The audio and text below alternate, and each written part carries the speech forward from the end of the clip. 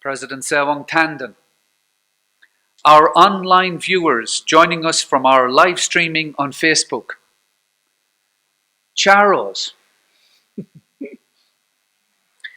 The youth are important because today they are partners, but tomorrow they will be our leaders. The time is now to encourage our youth to do better.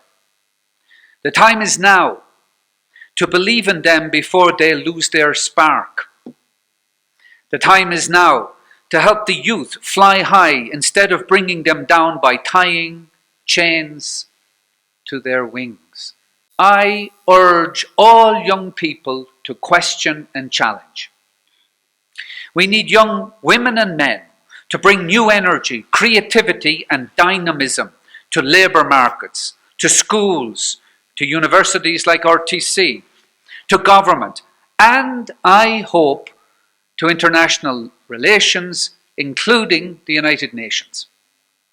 This year, the UN is 75 years old, and one of our aims is to bring new ideas on the table so that we can do a better job for all the sentient beings who reside on this fragile planet.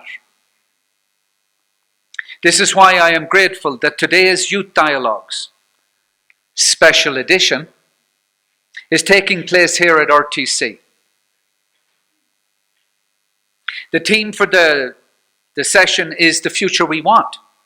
Our host, Dr. Phuntsho, has many expertises, but his role as a guiding light of Loden Foundation is among the top areas of action. Our first panelist,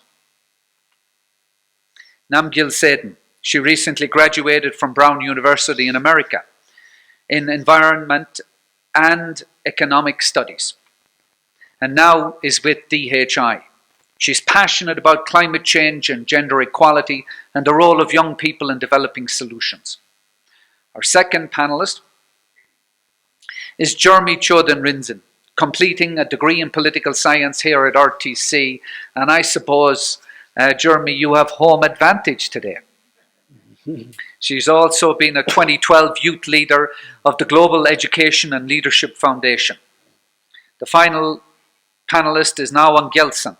He's an artist and business leader currently serving as the producer of Bhutan's literature festival, Bhutan Echoes, Drukyul's literature festival, Asia's ambassador for Akoin, a cryptocurrency and digital wallet system designed to connect the economies with the global economy, and is also a 2018 One Young World Peace Ambassador. My closing. If I may suggest, everyone, please keep your questions short and to the point. For those of you who are joining online, please drop in your questions to the chat box, and Saren Chuki will keep a good close eye on them and be able to read them out. Please, second last point is to thank, of course, RTC for partnering with us today. Kadinshela, President.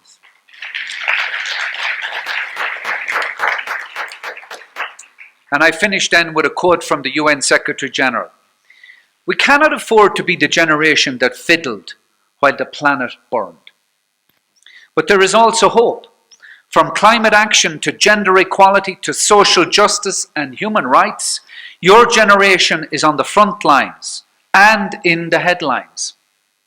I am inspired by your passion and determination. Young people are rightly demanding a role in shaping the future. I am with you.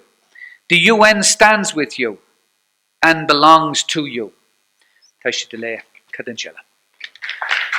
So Kuzazangbo, three panelists, and also Kuzazangbo to Honorable President and the RTC family, Kuzazangbo to the live audience, and also the virtual audience who are joining us. As old we may, Jerry and I may seem, we are trying to be quite young and dynamic in our spirit. And one of that dynamism is to really take Bhutan dialogues forward in effective manners. And for over 3 years, we have really tried to center the Bhutan dialogues on youth. And this is a new sort of step we are taking to bring on young thinkers, young leaders, and also a very large young audience, so that Bhutan Dialogues does help in empowering the youth. Bhutan Dialogues in general is a platform where we want people to think, to really think about the past, from where we have come from, the present, where we are, and the future that we want to pursue, to really refine our understanding and ideas of human development as a whole. So it's a great pleasure to be in such a wonderful space with a very fresh, bright young panelist.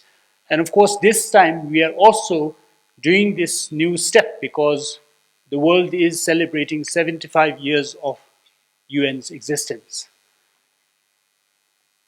We have to be very grateful to the United Nations and celebrate all the achievements of the United Nations. In particular, I think this year we need to congratulate UN World Food Programme for receiving the Nobel Peace Prize. Bhutan Dialogues is really about exploration of new possibilities. So when we have young people like you, it's really an opportunity for us to explore new things, particularly to ask about the kind of future we should have. But before we get into the theme of today's session, I actually want to first ask you, all three of you, what you think or what you feel about the Bhutan that you are inheriting right now. In general, when you look around the world, humanity has seen immense progress in the past few decades. We can communicate with people around the world with such ease. Our health records, like, say, child mortality rate has come down immensely. Our living standards are far better. There's far less war than there was in the 20th century. Yet we also see a lot of challenges. There are autocratic regimes, there are wars in some parts of the world, there is an immense sense of economic inequality. So all around the world, there are both sort of blessings as well as challenges. And here also in Bhutan, we have seen immense progress. I think 21st century Bhutanese are very, very fortunate to live in such wonderful, peaceful times, prosperous times. Yet, our economy is very precarious. We have our own share of social problems. So, what do you think of the world you are inheriting, the Bhutan you are inheriting? I'll start from Namgyal. What's your take on modern Bhutan that you young people are inheriting? So for me, like the doctor mentioned, all of the challenges that are currently occurring in the world can be attributed to gaps that are existing between different groups of people because of systems that promote inequality and inequity both. And so for me, when I think about a modern Bhutan, I think it becomes exceedingly important for us, not just as the young people, but also as people that are, for people that are in positions of power currently, to look outward and to look at all of these systems and how they're failing their people. Because essentially, people have lost trust in systems. People have lost trust and faith in systems that are um, failing them basically. And so I think it becomes important for us to look at mistakes that external countries are making and to learn from those mistakes, contextualize what their lessons learned, and bring that back to Bhutan. I think this is actually very evident in the pandemic, the COVID pandemic, and how in a world like Doctor mentioned with all of the benefits that currently exist, technological advancements, better healthcare, the solutions that we're presenting forward and making sure that we're catching these gaps before they widen. So, Nong, as the male panelist here, do you agree with Namgyal? Is there an issue of trust in the system? Are we not filling the gaps properly? There is a growing gap between different demographics, especially among what one would call elders and the young. And the idea is that the young people are looked at as, in many cases, in many instances, as part of the problem and sometimes the problem. And now we are beginning to realize that we're not just part of the problem, or in many cases the problem, but we're also part of the solution, and in many times the solution.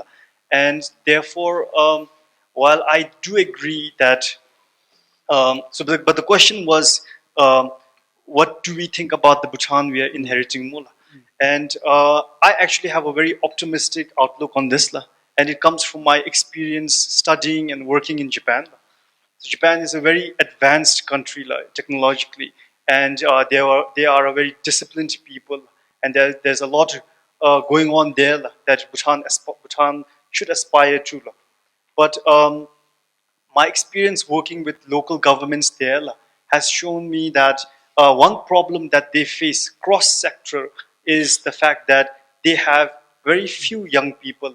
So their demographics show that there are very less young people, and that's the reason why many progress they are not able to achieve. They have a lot of societal problems, for example, elderly abandonment, and that happens because they don't have young people. Having worked there and lived there, and when I come back to Bhutan, I feel a sense of optimism because we have so many young people here, and the fact that all the audience member here predominantly they are young people, and I think that because of that, the Bhutan that we are inheriting, I'm quite optimistic about it, and also because there's always going to be a room for improvement. As young people, we may find that bureaucracies aren't doing well.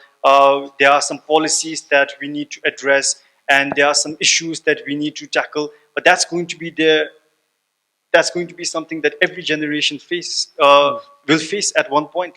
I mean, the three panelists here, we are here as youth panelists, but eventually we are going to become old, and we are going to face a similar set of challenges. And I think that the younger generation that will come after us should be understanding, and therefore that same understanding we should present to our previous generation as well. Yes, there is a lot of work to be done, but it can only be done if the elders and the young people work hand in hand. The elders, if I may just sum it up quickly, the young must realize that we have a lot to learn from the experience and the wisdom of our elders, but the elders must also realize that much can be achieved if young people's passion and our enthusiasm and our commitment can be ushered in as well. And I think that is the way forward that we should be looking at.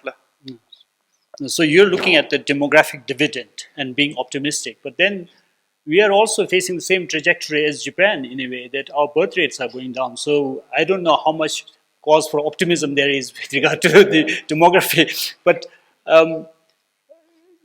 Jurmey, what is your take on your sort of current situation? I mean, one of the differences we can see, I think, between the older generation, particularly your grandparents' generation, my parents' generation, and you, would be in terms of expectations, right? A lot of older people who have lived through the days of hardship, of having to work in the field, having to carry the labor tax, the covey imposed by the state, they feel that they're living in a golden era. But the young people are the ones who have higher expectations of getting things done more easily and quickly, and think that the system is not delivering. Thank you for the question. To be honest, if I go back to the initial question, how do I feel about what I'm inheriting from the previous generation? I'll make one point clear, that as youth, we are always optimistic and positive that we will be guided in the right direction under our visionary leadership, under the visionary leadership of His Majesty the King. And but that is not to say that there are no worries. So perhaps the older generation did face their share of problems, and it's not to say that everything is completely rosy now. The youth have a completely different set of problems to deal with. And what worries us the most is, for me personally, there are two things that are always on my mind. The first thing is with regard to the economy. So as we become more globalized in the world today, and as we have to compete, as we are forced to compete, and we notice that we have to allocate a higher capital budget for infrastructural development in order to compete, yet we have very less revenue. We feel like it's almost inadequate, and I think most of the youth are aware of the national debt that is going to fall into us. And while as a youth, as a representative of the youth, we would love to address the issue and we would love to tackle it heads on, but we come from an education system that kind of trains everyone in the same way, in the same way. And my father, he did his RCSC with 25 people, I think, and now I have to do it with 4,000 people for the same 30 slots when we all have the same set of skills. So how do we address the national debt? So there's a lot on our plate as well. The youth are worried, but and then the second thing is culture. The culture, the way the older generation perceive it and the younger generation, there is a gap. But I'm a student of sociology, and we learned that culture must evolve. It cannot stay stagnant. And if you look at the world today, many cultures are going extinct because of its lack of adaptability. And I feel like the whole cultural preservation approach that the older generation is taking might lead to a sort of friction in which may lead to the culture not being able to preserve and not being able to adapt. So with all these worries, I would like to say that the youth are very concerned. We have our own issues on the plate, but at the same time, we're not completely pessimistic about it because we believe that with enough communication, once the older and the younger generation can bridge the gap and just communicate, we'll be able to figure it out. And also the fact that UN and the Loden Foundation have started youth dialogues like this, I feel very positive that the youth and the older generation will be able to communicate through platforms like this. Yeah, well, let's come back to the issue of cultural gap later on, but I want to stay on the current situation for a while. Three of you were actually quite diplomatic, I would say. When I meet young people like you, I've met so many large groups of young people, I often start by apologizing for the kind of Bhutan they are going to face. It's our generation who has really sort of brought you to this kind of economic situation where we have hundreds of people driven to places like Iraq out of desperation, right? So when you look at such a situation, you're saying is partly because of the systems, education, economy, or bureaucracy, whatever it is. What kind of sort of systems would you want to have? Okay, let's go back to Namgyal. You mentioned about trust in the system. What kind of system would you really trust? I think that's where actually civic participation for Bhutanese people becomes very important. I think currently we've sort of entered the state of complacency in where I think a lot of the people that I talk to tell me nothing's broken, so why fix it? Why improve it? There's always a need for improvement. So I think that's something that I've been thinking about recently is the fact that a lot of Bhutanese people, everyone that I talk to, myself included, I don't know much about like the political system that we currently have in place. I don't know about the political leaders that we elect to office. And I think there's definitely a need for people to sort of bypass that state of complacency and come into this state of urgency where we think about the officials that we're electing into office and we hold them accountable to their promises and also their action. And so I think I personally don't know what system that would be, where everyone would trust in the people that are governing us. I think if I did, I would probably make a lot of money, like pitching this idea to different governments. But I do think that there's a need for individuals to have a stake in making sure that the country is going in the right way, and making sure that not only are our elected officials making the correct decisions for us, but we make that decision as to what that right decision is. So now you have worked for a few years now already, right? So in your area of work, what is the system lacking? What kind of intervention do you see can be put in place? So my work here in Bhutan predominantly deals with, of course, the literature festival, but at the same time, many things to do with entrepreneurship. For example, currently I and my team, we are working with the Ministry of Agriculture to develop value chain for a certain crop. And the question about having trust in the system, I'm reminded of a talk that His Majesty gave to a group of Thai students, and in which His Majesty, then a very young Crown Prince, says that the prime objective of his reign will be to provide the young people of Bhutan the right tools for nation building. And I think that His Majesty That is exactly what's been happening. We have been given the tools, and there is great support. Now, when you deal with entrepreneurship, and I'm sure there are many aspiring young entrepreneurs in the audience, many people say that the system is not right, that that the market is too small. Sometimes it is we do not have enough financial support. For example, you need a mortgage or to get financial loans, and that's very difficult when you are a starter, when you're starting a company from scratch. But I think personally that if it wasn't difficult, then we wouldn't be talking about it. Entrepreneurship is a very difficult game, and you need to be up for the task. So what I'm basically trying to say here is that, of course, there is a lot to be done when it comes to our economy, when it comes to our culture, what we think about when we say that we are Bhutanese, and so on and so forth. And bureaucratic systems not just in Bhutan, anywhere else in the world, they are very slow. And the question is now whether young people are going to come forward and rise to the occasion. Give you an example. Let's say the example of OGOP, One Gyok, One Product initiative under the Queen's Project Office. It is a great example of how Bhutanese people can come together, create a product that is in line with our vision of becoming economically self-reliant and self-sufficient. But one of the biggest challenges that they face is encouraging young people to join the cause. And that connects with the whole idea of going to Australia, to America, to Canada, to work and not return. And that's a growing trend. We think that and no matter how much foreign remittance people send back, I think it's a very alarming rate. I studied in Japan, and I had a plan to stay there and then work in Japan. But I came back because despite the financial gain anywhere else in the world, I think that young people of Bhutan must make a decision to come back and then serve our country in the sense but not in the sense of blind patriotism, but in the sense of solving problems that are true to our country. And and this is not something that I'm saying as an advice to the young audience here.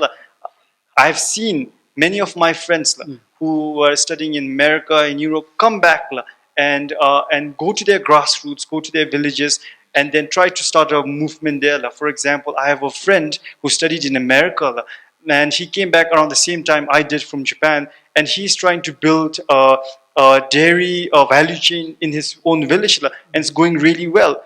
Now, what we see here is that we have the tools, the government and the institutions are ready to provide any support that's required.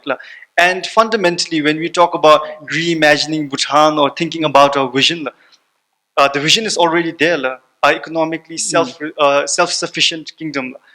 The one thing that's missing is youth leadership. I wouldn't even say participation. I think we require youth leadership.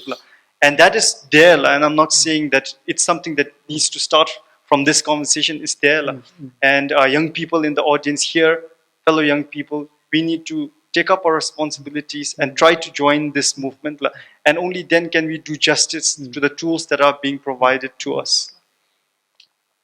I'm going to come back to you on that point later on. But Jurmey, you are still in education. And you mentioned earlier about the problem of education. What do you see as a remedy to the current education system here? Lasla. If I no may critique of RTC in particular, but general. If I may reframe that, I don't see it as a problem with the education per se. I feel like the education system in Bhutan has really developed in a way that we are now being more empowered, more than my parents' generation. There are more options. And RTC itself offers anthropology, sociology, these kinds of fields that really try to shape the student to become more critical and more analytical of their situation and setting. So I'm not completely pessimistic with the education system. I do believe that it's doing better than we can even expect. But I've studied high school and college in other countries as well. And what I noticed was the decision-making capacity of students there is actually, it was almost a culture shock to me. So I studied in Bhutan, where I would have to, where I was told what to wear, what time to eat my food, how many clips to put in my hair, and all these little decisions I was told every day, and I would be punished for it otherwise. And when I wrote my answers, I would have to write the exact word, and if I used a synonym, I would be questioned. And so while that might have worked a few years back, I'm not sure. I'm sure it came with the rationale, but then when I went to my high school in Australia and I wrote the same thing, and I got in trouble for that. And so they said, you can't just do that because then you're not making any decisions for yourself. So I think with the education system here, we have decisions being made for us, and we're in a very safe space where we are guided and taken care of. But then once we graduate, we have to face the real world. We have to make huge decisions. And I think that the youth in particular are overwhelmed by that. And so, well, that's why, as Ngawang said, youth leadership is very important, because I feel like the youth should be trained in making their own decisions, because ultimately no one is going to be there for you in the real world. You have to learn how to think more. And so with the education system, I was really pleased when I came back and I saw how the curriculum has been devised and how it's been improved. But I feel like decision-making should be taught in schools. So more independence, more critical thinking, more decision-making space. I think these are really wonderful, positive feedback. But now I want to actually put the onus on you, on the strong shoulders of the young people. If you look at our young population, and we have a huge young population, the top 20% or 10%, and you belong to that group, I think, are okay. Wherever they are, they will probably thrive. The bottom 10, 20, again, will always struggle, irrespective of whatever systems or facilities we build. It's the middle, sort of 60, 70%, that we really have to look and use as a yardstick on how good the system or the situation here is. And when you look at that, the middle 60% is struggling. Isn't it? I think they're not only struggling in terms of cognitive abilities to learn, but also with emotional intelligence. I mean, when you look at young people, most of young people don't seem to have that determination and the grit and the courage, the resolve to do things. And in fact, they don't seem to be also aware of the surrounding, the national affairs, the international affairs. For instance, I met a very capable graduate recently, and of course, most young people would know about BTS, right? There's no doubt about that. But I was shocked that she didn't know who Malala is, or who Greta Thunberg is. Isn't that a real sort of lacking on the part of the youth to actually be aware of these things, global affairs, national affairs, beyond one's curriculum and routine? And shouldn't the young people take that responsibility themselves to be woke, if you like that, right? To be socially, environmentally, politically conscious, a responsible, conscious citizen? What's your take on it? I'll start from Jurmey. Are your RTC friends quite woke and conscious of these things? Or you'd like a major improvement in that? Actually, if I may, I would like to disagree. I think that the youth of this generation are woke, and if you look at social media and all the pages that are coming up, and I wouldn't say it's limited to the top 20%. I'm a member of YPA and other organizations, and we always have these youth meets, and we have thousands and thousands of youth from different backgrounds, all gathered to talk and all gathered to discuss and find a way to improve the system in place. However, I believe that with any issues regarding the youth, whether these youth are not aware, whether the youth are unemployed, again, it stems from the way it stems from their past life and how they were raised and how they grew up. So if we have a curriculum, for instance, that doesn't look at the individual aptitudes, that takes a very general outlook, and as individual beings we have very different talents, and say for first 10 years of your education, you've never realized your talent, then I don't expect this person to be motivated enough to go and look up Greta Thunberg or Malala. And likewise, if the young youth who are working in offices, after they graduate the RCSEs and they get into an office and they're very excited, yet if they find that the system in place lacks the capacity to recognize their new ideas, if the people who are superior feel challenged by them, I don't expect the youth again to be fully motivated to just live here forever. And obviously, it's very sad, as Ngawang said, that everybody's going to Australia, but if they're demotivated, then I think that's only natural and bound to happen. So again, with youth issues, as a youth myself, I believe that the youth are trying to help other youth. We are trying to organize events, be there for each other, start groups, clubs, become more creative. So I have nothing much to say to the youth because we have always been talking to each other. We have always been echoing each other.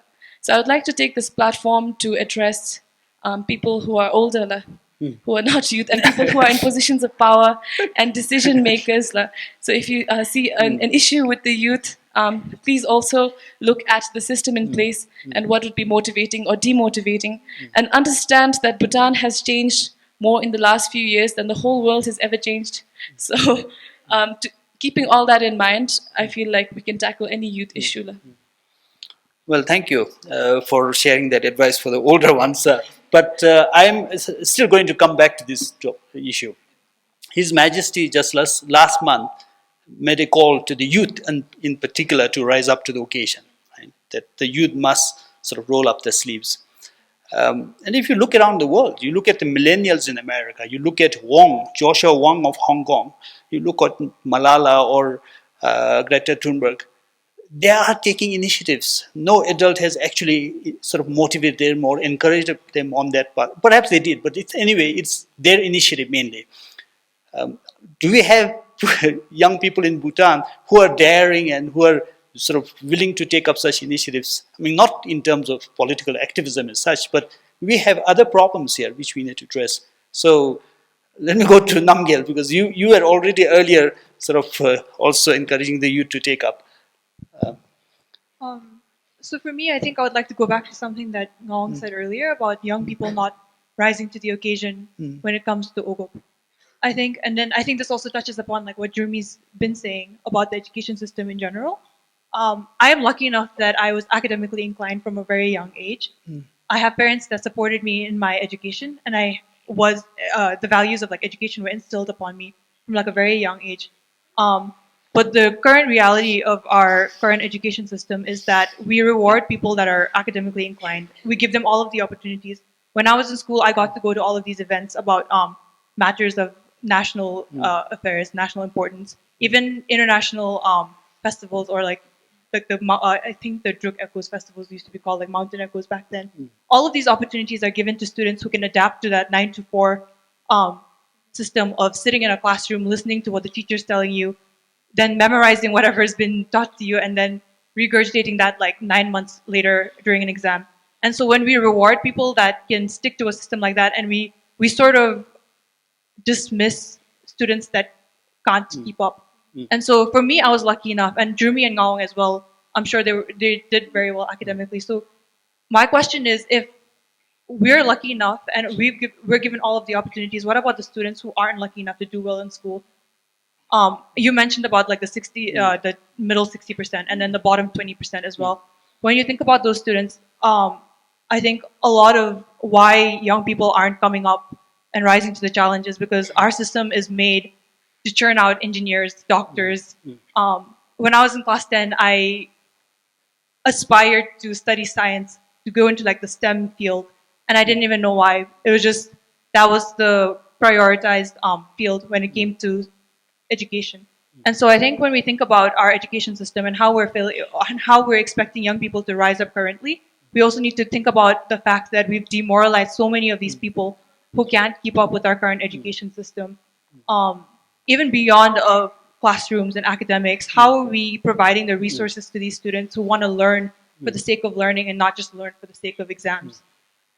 And so I think that's like something very important to me when I think about like you mentioned, Joshua Wong, Greta Thunberg, I'm sure they're all, regardless of how they're doing academically, they've had the resources to think about all of these international affairs and all of these, I guess, like events that are occurring within their own countries. But I don't think we empower the youth of our country with a luxury like that. Like, we're so focused on turning out good academic results that I think there needs to be a step taken backwards to think about like how we are empowering our youth.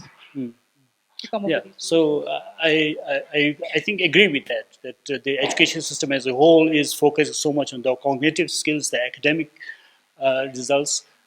But then again, going back to young people taking up responsibilities, you have plenty of opportunities actually how to learn how to make tea or how to greet a guest. Let me come from Joshua Wong and Greta Thunberg to my own nieces or nephews or cousins that I know in my village. Young people don't seem to have the social skills that older generation or older people used to have, even at a young age in their times. So what is missing? Even with regard to Ogop Nong, I doubt the Ogo products are mostly produced by young people. It's probably mostly older farmers who are producing the products, and then maybe young ones who are organizing it, packaging it. How do you make young people more enterprising, more productive, more engaging, more sort of interested in doing things, picking up life skills and so forth? Lasla, I would like to touch on the woke concept a little bit because the first question was, are young people in Bhutan quote unquote woke? I think that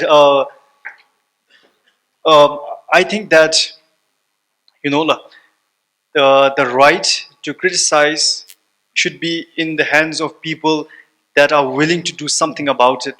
So if you see a problem, just acknowledging that there is a problem is not solving it. I mean, it is the first step, but that's not where the journey should end. So if you look at the social media in Bhutan, we have many people, and I would not say just young people, but many people in Bhutan who would say, there are potholes in the roads, or the education system is not right, or the bureaucracy is not doing well. Again, acknowledging that there is a problem is the first step, but what's more important is doing something about it and addressing that problem. Now, when it comes to education specifically, in 2016 or 17, I'm not really sure, I was asked to give a TEDx talk. It was TEDx Youth, and the topic that I chose was um, all the schools in Bhutan need to be closed. And that was the topic that I chose. And much to my surprise, we had a lot of officials from the Ministry of Education. So they did put me in the spot. But the message that I was trying to convey in that talk, and I still agree with myself 5 years younger, is that we need to really rethink what we mean by education and what we mean by schools. And if I remember correctly, what I was trying to say was that just like going to a temple does not ensure enlightenment, going to a school does not ensure education, right?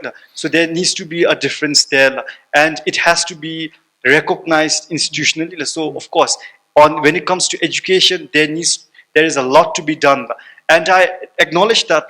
And how I try to address that is when I went to college, and Namgyal was saying that I must have been a really good student. I think up until 10, my results were okay. 12, Nalu, I don't think it was that good because I was not qualified for the Royal Government of Bhutan scholarship. I got another scholarship from the Japanese government instead, and the college that I went to study in. And now I went to study business, economics. And my entrepreneurship class was given by a lecturer who had never started a startup herself. I hope she's not watching this. And she was actually had served in the foreign ministry, I think, of her country. And I was expected to learn how to start a startup from her. And I refused to go to that class. And then instead, I spent my time focusing my attention on art. And eventually, I was able to do an exhibition there in Japan. So I think that if you think that what you're getting in schools is not the right education, then just complaining about it is not going to go anywhere. And we need to do something about it. I'm not the perfect example. There are so many young people that are actually walking the talk. La. So I think that all of us, young and old alike, need to do that when it comes to being woke. Now the question about how do we encourage young people to join Mula? I think that it is a very sad situation that financial gains outside of Bhutan are more attractive to us. But I think that in the long run, it would benefit us young people if we stay back and try to solve problems at home. There are, I think, above more than 200 geogs in Bhutan. On average, I comfort myself by saying that there are 200 geogs in Bhutan. On average, there must be 10 problems. That means 2,000 problems that we need to address. We have over 300,000 young people in Bhutan. If we club together, right after this, I think the call to action is if anyone in the audience has a solution to a problem or a problem that they recognize where they need a solution, I think we all need to come together and say, look, we have 200 geogs, 10 problems on average. Let's try to solve them one problem at a time. And now I'm reminded of something that happened when I was in Japan, working as a very young guy. Not that I'm very old right now. The person I was meeting with, he looked at me and said, "Aren't you too young to be here?" And he just said that to my face. And I said, I come from a kingdom where my king took the responsibilities of being a king at the age of 16. And I was 22, so I was saying that I probably am a little older than that. So what I'm basically trying to get at is that yes, there is a lot of work that needs to be done. There will always be a lot of work that needs to be done. And young people are rising up to the occasion. It just so happens that we are yet to hit the critical stage. Perhaps this conversation here triggers this. And we look back and credit the United Nations in Bhutan and Loden Foundation for organizing this dialogue. Let's hope so. So, you mentioned, 2,000 problems in Bhutan. The Buddha has said that every life has 84,000 problems. So there are plenty of problems out there. And I'm going to come to one problem, one specific problem that you raised earlier. And that problem is the cultural gap. The cultural gap, the communication gap that you and people of your generation have with the generation of your grandparents, particularly your grandparents, some also parents. Now you rightly pointed out how we should separate school from education. If you look at the older generation, they are highly educated in many cases, although they may not be able to read and write. I have come across master architects who are far better without knowing how to pick up the pencil and draw. They have the whole drawings in their head. They have built zongs and temples and have not gotten an undergraduate degree in architecture. The same you can say for masons, you can say for weavers, farmers. So there's so much knowledge in the Bhutanese elders, let's say. But then we see the younger population, vast majority of it going after whatever is foreign, whatever is modern, fancy. Of course, not all Western. There's a lot of people following Koreans. So how can we resolve this problem? How can we solve this problem?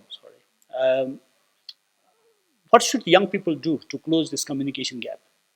Do you think it's the older generation who should do their work? Or do you think you have more responsibility to that? Shall I start with Jurmey? Thank you. I'll take on the first part of the question where you said, should we protect our culture? And I believe that our culture, our Bhutanese culture, is one that has made us so strong. I don't speak as a blind patriot, but as a student of sociology, I think that the Bhutanese culture and our communitarian values is what has kept us this strong till now. So we live in an area where we have economically and politically stronger neighbors, yet here we are. And we've survived the COVID-19 with no deaths. And I believe that we should owe all of this to our communitarian values and our culture. And I believe that our values are embodied in most of our tangible aspects of culture, like our architecture, as you mentioned, and as our dress.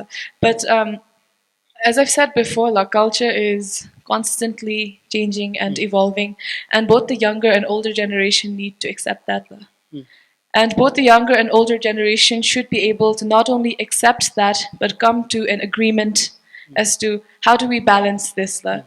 It has to change, but we still want to preserve it. Like, to what extent do we keep it the same, and to what extent do we change it? La? And I don't know that myself because I believe there hasn't been a dialogue yet. La? And I feel like once the younger and older generation are able to have this discourse, la, we will be able to come to some kind of a consensus where we can implement certain policies and take another approach on the whole preservation of culture. La. And even the word preservation, la, how do we fully preserve something that is bound to change and over the course of global history has changed till now? La? So I believe that our tangible aspects of our culture, like our dress and maybe a full kira will turn into a half kira, and maybe our music will slightly change. La? But the fact that it is still there and we're able to preserve it, la, I think that is the gap that the younger and older generation have to accept and to discuss on. I don't think change itself is necessarily the point of the bone of contention here. I think most people will agree that things change, cultures have to change. But in your case, for instance, how would you fill that gap between you and your traditional elders? What do you do? Yes, la, I would like to answer this as a musician. La. I'm also I like to do music and make my own music. La. I believe that I would not personally recommend always looking to the Western style and to what may be more glamorous and what may be more hip and popular in the global culture. I believe that we should be more original. La. And so I work at M Studio, la, and we have been working with the Department of Intellectual Property, la, as well as other departments and ministries. And the Department of Culture as well. La. So we have kind of discussed that originality is the key. La. Originality with elements of our own culture. And maybe singers my age were not able to replicate what Aptaupe would have done so legendarily, but in such a way. But we are trying to be original, but retain some of our own values. We have come up with a new genre called P-pop, and so that's not K-pop, that's not J-pop, and it's definitely not Bollywood or Western. But it is something that is Bhutanese. La. And I feel like little things like this is in terms of music, but in terms of every other aspect in the society, this discussion that we had with the government, the policymakers, and older generation led us to this solution, which is to come to a consensus, find something that represents us, and find something that protects our identity and doesn't try to become someone else. And likewise, in every other sphere, I feel like if we have the discussion, just like we came up with this one, we will have many other solutions. Yeah, music is a fantastic example of how cultures evolve and how probably we have to carry on some timeless values. But then we also risk sometimes of just mere tokenism, that we may borrow something from outside, give a little bit of sort of icing on the cake from the Bhutanese side. Anyway, I want to ask Namgyal, what do you consider your sort of mark of identity of your culture? And what do you do to keep that going, especially vis-a-vis your elders? I actually think that's a very interesting question that kind of lends to the broader question of what makes a Bhutanese person Bhutanese. Is it just the fact that you were born in Bhutan, that you're serving this nation, or that you have an ID card saying so? Something that was really interesting to me, I went to high school in Hong Kong, and so one of my teachers said to me that something that's really interesting to him about all of the Bhutanese students that he's encountered is the fact that in our plans for our future, there's always like that final plan of returning back to Bhutan and settling here. And so I think I take great comfort in knowing that regardless of how many people are outside right now studying or working, they're all people that eventually want to come back and solve our problems for us instead of relying on external agencies. And so I think this also touches upon like what Jurmey said about defining our culture and for culture to adapt. I think what's more dangerous is us defining what is Bhutanese and what is not. And that's something that's also been feeding this gap between the older generation and like the younger crowd. And so I think rather than focusing on what is Bhutanese and protecting what is Bhutanese, if we focus on creating a space and protecting that sentiment of people wanting to come back to Bhutan, creating opportunities and that space for them to come back to, that's something that I think would make us like purely. So now, is in your case, is that sense of belonging to the land your mark of identity, or what makes you Bhutanese? The very tangible aspects of the Bhutanese culture, the clothes that we wear, the language that we speak, our architecture. I think that these are, while very important, not the defining characteristic of what it means to be a Bhutanese. And I do not really have a complete answer to what makes a Bhutanese. But I think we can find a lot of value in how our families are structured. A traditional Bhutanese family is structured, and I think the health of intergenerational communication, whether the elders understand the aspirations of the young, whether the young understand the expectations of the elder, I think relies on how healthy a traditional Bhutanese family is. What I mean by that is, traditionally you have a extended Bhutanese family, right? Where your third, your uncle and your aunt, they're all together. You're together as a family. Your grandparents tell you about the hardship that you faced. I think I wouldn't say preserving, continuing that aspect of Bhutanese culture, I think is very vital. And I think eventually whatever makes you Bhutanese is an offspring of that communication. And we're talking right now about how there's a divide between young people and the elders. The very natural setting where young people and elders communicate, and where elders, for example, say how difficult they had it and how lucky you are, and how young people then express where we want to go, the future we want. I think these natural conversations happen in a typical Bhutanese family. So like I said, recognizing a problem is not just the solution. The solution is doing something about it. So doing something about it would be, we all have our grandparents, right, or elders. The solution is having a conversation with them and saying, what do you think about young people and where we are?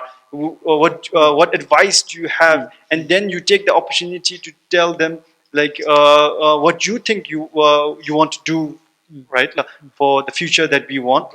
So I think these natural conversations need to start one Bhutanese at a time, one family at a time, and that perhaps is the solution, and perhaps what makes us Bhutanese. Okay, now I mean, time is nearly up. I would like to ask you your take on the UN.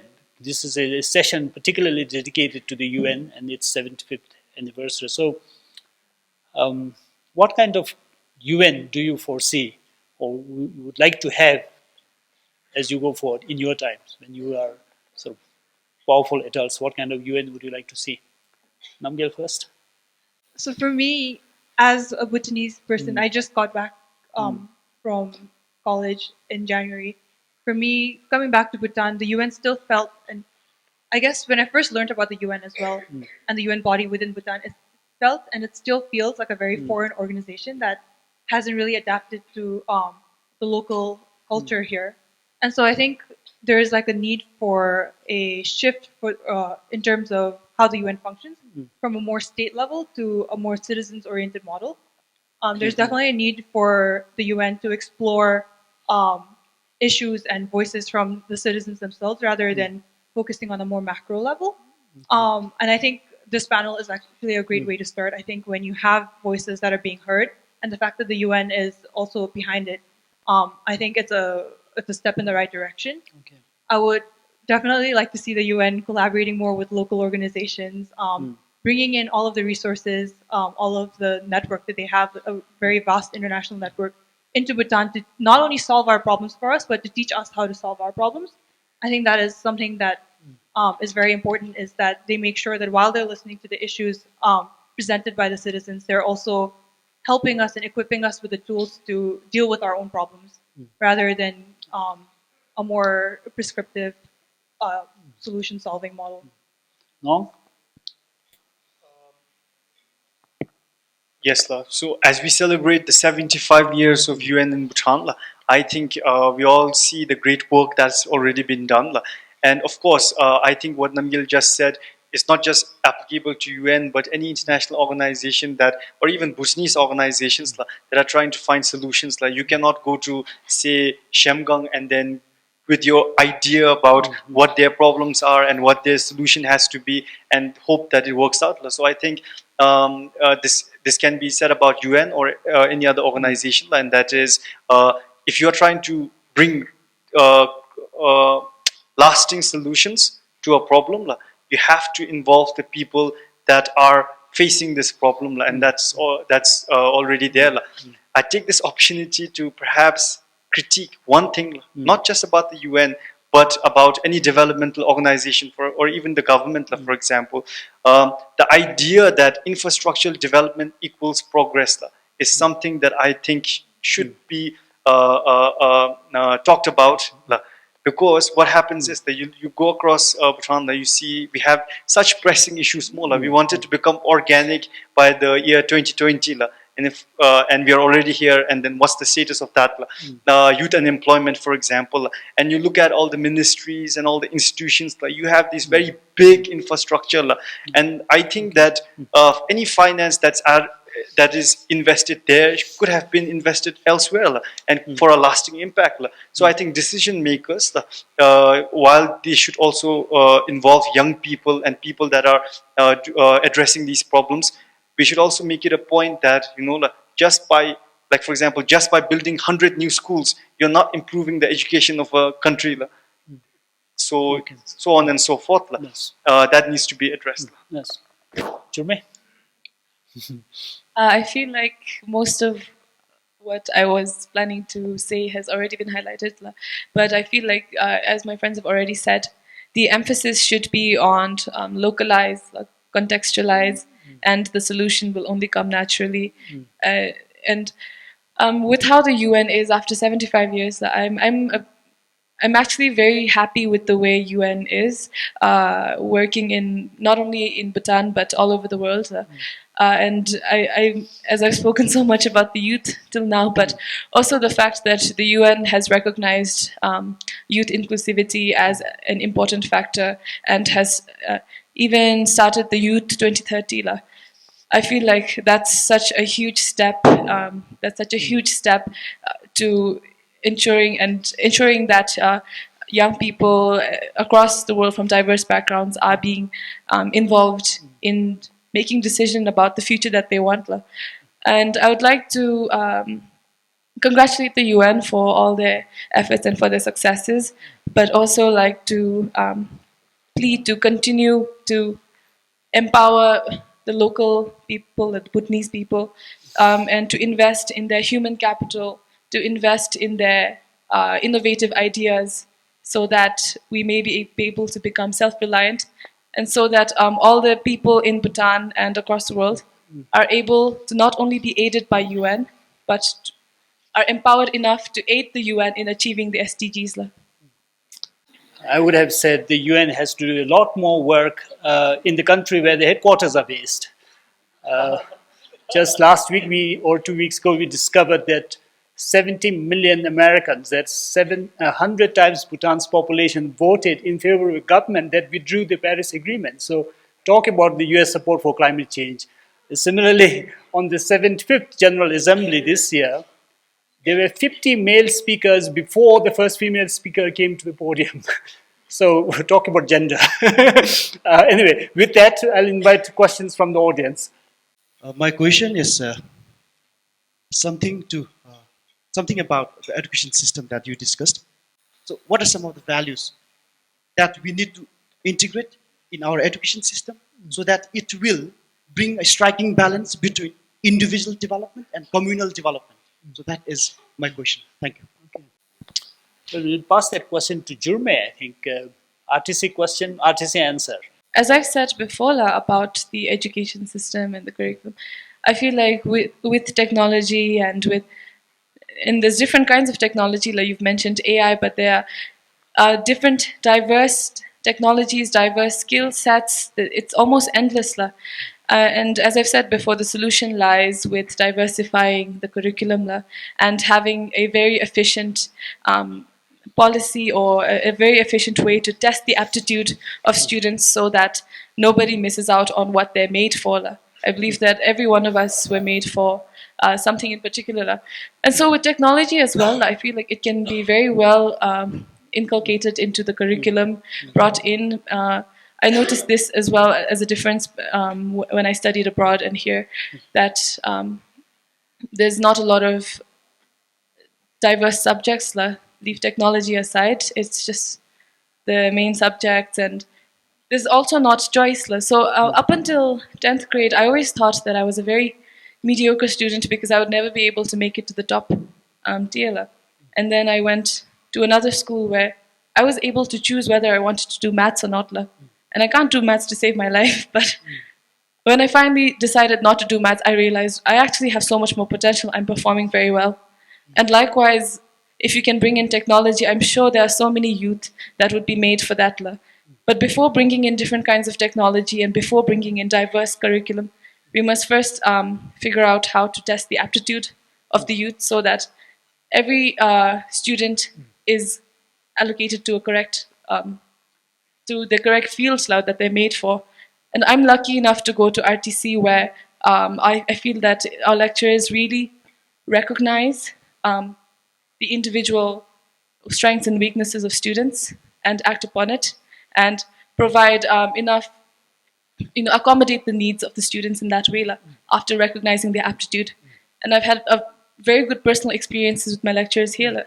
When I had to do statistics and I couldn't, I had support for that.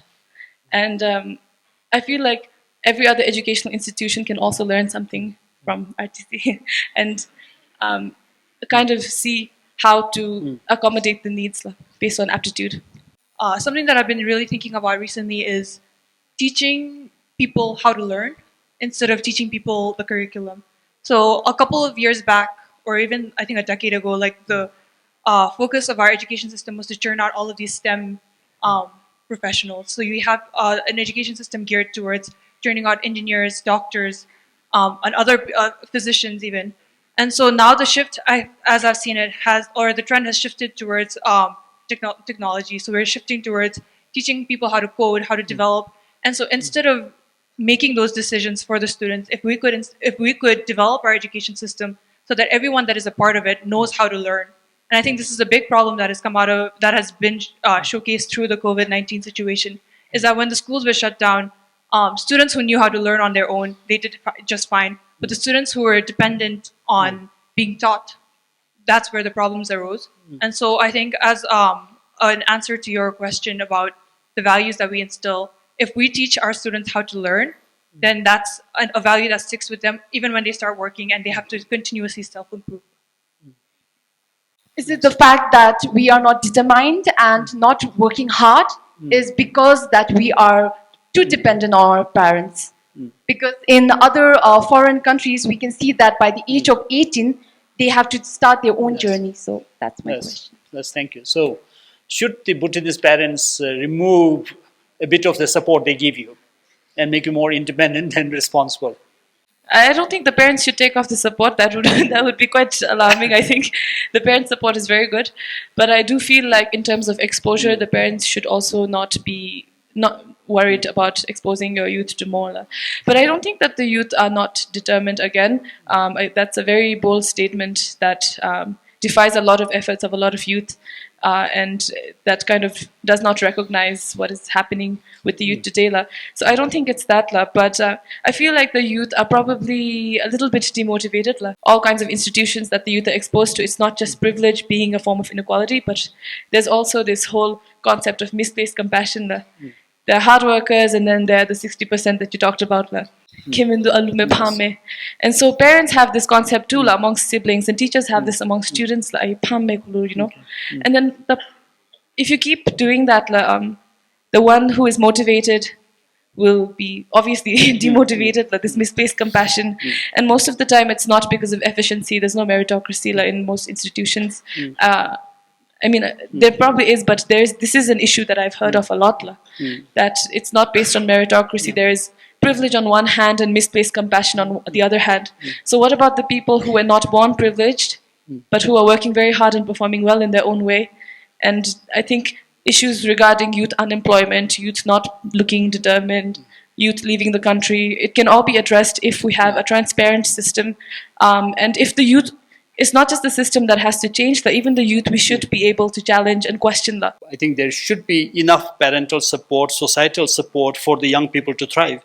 But I think the society, the parents must not spoil and spoon feed the children the whole time, basically sort of designing the whole life for the child themselves. God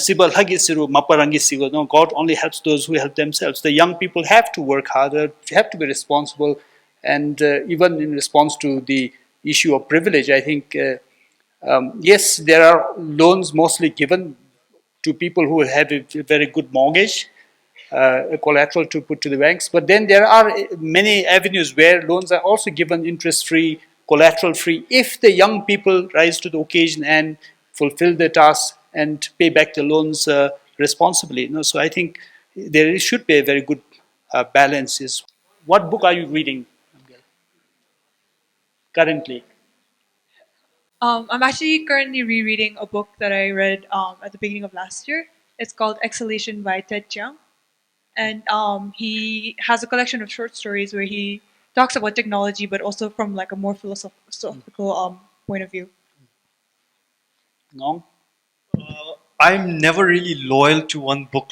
So before I finish one, I jump to the next. We have to read many books. Yes, It's but the not current like marriage. But the current book, but the current book that I am fairly loyal to is a book written by Jared Diamond. It's called Upheaval: How Nations Cope with Disaster, Crisis. Sorry. So I think it's very relevant to the pandemic.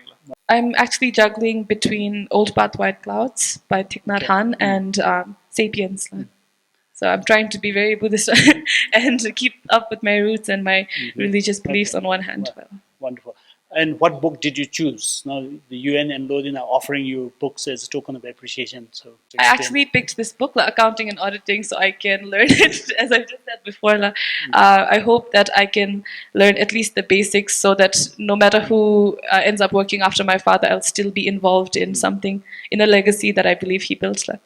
I actually requested for a book on clay sculpture as well, because that's something that I've been meaning to do. I've been very interested in Russian literature since high school, so I requested for this book that sort of is a work of fiction that combines a traditional Russian folktale with the aftermaths of the Russian Revolution. Wonderful. Thank you very, very much. So thank you, three panelists. A round of applause for them. Thank you to the audience. I normally wrap up the session with a Bhutanese proverb, and quite appropriate for this occasion, talking about youth. The message is basically, don't wait to become an adult to have an impact. A horse can prove its worth even as a colt, and a person can prove his or her worth even as a young person. Thank you very much and enjoy your evening.